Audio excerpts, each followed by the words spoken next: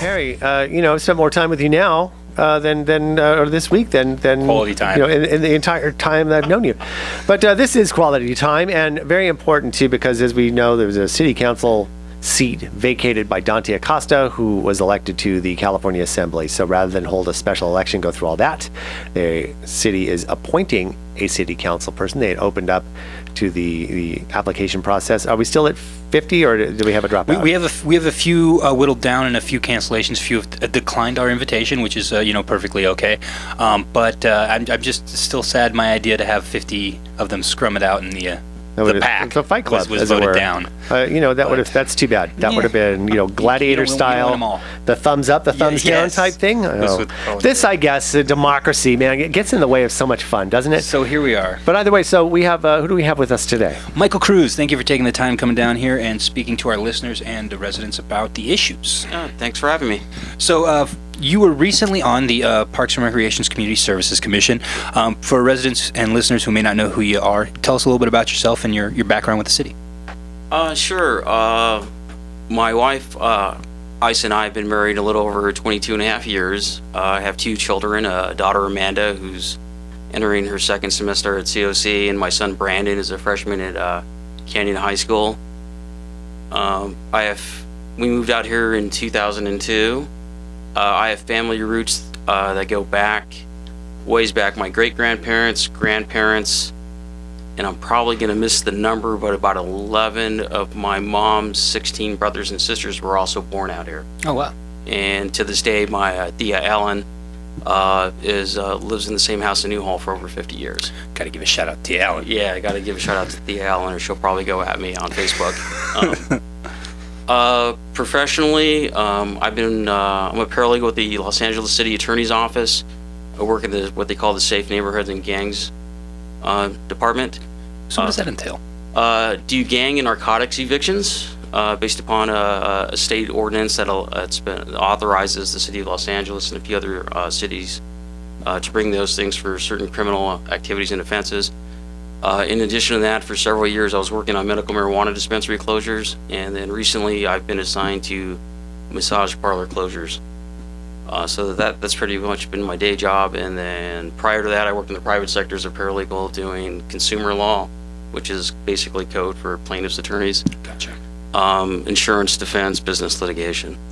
So what brought you from the legal arena to the municipal one, so to speak? Involvement in the Parks Commission and just your city involvement, so to speak? When I first got out here in 2002 and we moved into our home, I realized a lot of traffic going up Shangri-La.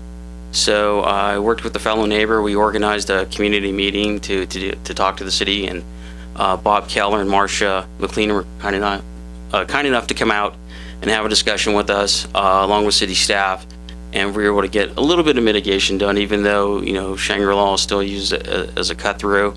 I've always had an interest in public service and giving back. After I did that, I became a member of the Santa Clarita Valley JCs, the Junior Chamber of Commerce. I served on the board, and I was Director of Government Affairs.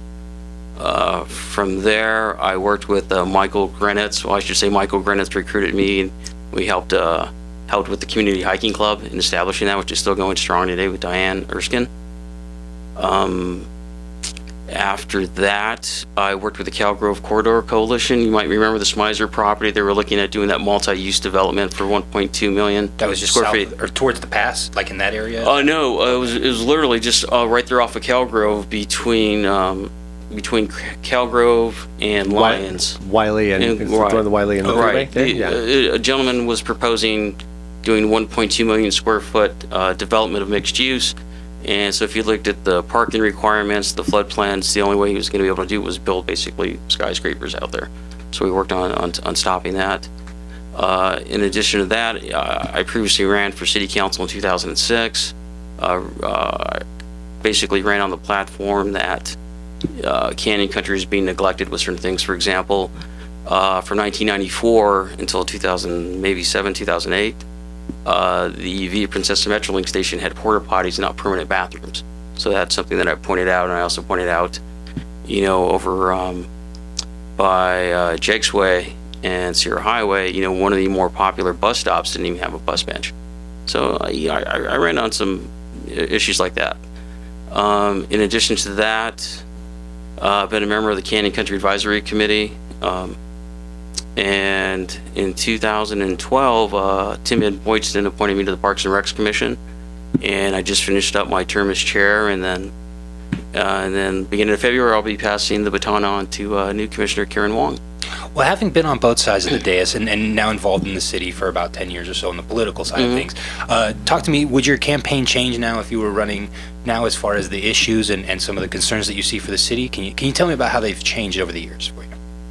I think we've done some good things, and I think we've done some bad things. I mean, for example, if I was on the council during the whole digital billboard discussion, I would have advocated for public outreach and public meetings, because ultimately this ended up going to a ballot measure where it was defeated. But that being said, I think the city has taken some really good strides in doing public outreach going forward. Because as a Parks and Recs Commissioner, I attended all the meetings for the Old Orchard Master Plan, attended a couple of meetings regarding the proposed Saugus Library, attended every meeting for the new Canyon Country Community Center. That was within your purview as a member or the commissioner, or sorry, the chair of the committee for the Parks and Recs and Community Well, Services, as a Parks and Recs Commissioner, but one of the reasons I attend the meetings, I don't go to these meetings to try and influence. I like to sit back and see what the concerns of the citizens are. For example, Old Orchard park design, a lot of the residents wanted more lighting for security purposes towards the back. So when that plan came before the commission, that was something that I advocated for, and that we were able to get during the meeting when we approved the master plan for it. So taking a part in having these public feedback and these forums, these processes, what has it taught you about the residents in the community out here? People do care that this is a great community, and especially when something has a direct impact on them just by going to some of these meetings out and about. The wonderful thing about social media is that residents have been able to reach out to me about Parks and Recs related issues. Cricket was something that we've been working on and so forth. So that's just an example of trying to work with the cricket community out here to get them some space. And the BMX track and field folks, roller hockey, Well, I know we are getting a bike park, right? It's in the works, or that's part of the. It's in the master plan. It's in the master plan. Okay. So the next thing will be is when does that master plan portion get funded at the sports complex center? So that's the issue as it relates to that. Michael Cruz, thank you for taking the time for coming down here and talking to us about the issues in the city of Santa Clarita. George, back to you. Thanks a lot, and good luck. And Thank we are you. going to take a look at traffic coming up in 60 seconds.